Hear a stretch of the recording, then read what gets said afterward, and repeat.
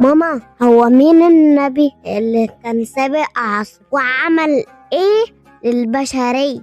في زمن بعيد قبل ما البشر يعرفوا يعني ايه حضارة، كان في ولد صغير قاعد جنب باب بيت خشب ماسك لوح صغير وبيحاول يقلد خطوط في الرمل. الناس كانت بتبصله وبتضحك، هو فاكر نفسه بيكتب، لكن الولد ما كانش بيهتم. الولد ده نبي الله إدريس. كبر إدريس وكبرت معاه رغبة غريبة جواه، كان بيحب يقعد لوحده يتأمل في السماء في النجوم، يسأل نفسه ليه الشمس بتطلع في وقت وتغرب في وقت تاني، وليه النجوم بتتحرك بالشكل ده. وكان يلف في الليل والناس نايمة يراقب السماء كأنه بيقرأ كتاب مفتوح فوقه. وفي يوم قاعد إدريس تحت شجرة ماسك عصاية رفيعة، وبصوت هادي قال ليه ما نستخدمهاش للكتابة بدل الرمل. جاب قطعة جلد ودون أول حرف، أول علم مكتوب في تاريخ البشر كان بين إيدين نبي الله إدريس.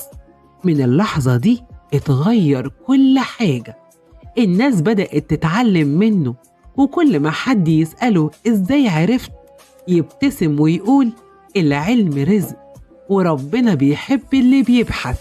كان إدريس راجل مش بيحب الرفاهية. الناس زمان كانت تلبس جلود، لكن هو مسك إبرة وخيط وبدأ يخيط أول ثوب. اشتغل بإيده يتعب ويعرق ويرفض ياكل غير من شغله. كان يقول لهم الأكل من تعبك أحلى وأبرك.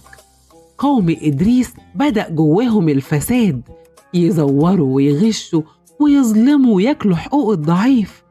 راح لهم إدريس ووقف في نص السوق وصوته يملى المكان، العدل يا قوم، العدل ده مش رفاهية، ده حياة.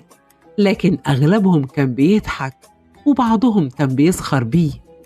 ورغم كده كان صبور بشكل يخوف، يوم ورا يوم وسنة ورا سنة ينصح ويوعظ ويصلي.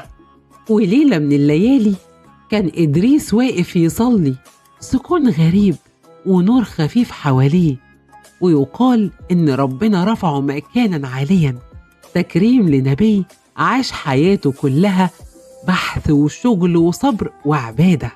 يعني يا ماما، سيدنا إدريس عليه السلام كان أول خطوة في طريق الحضارة، وأول قلم، أول ثوب إن العلم عبادة.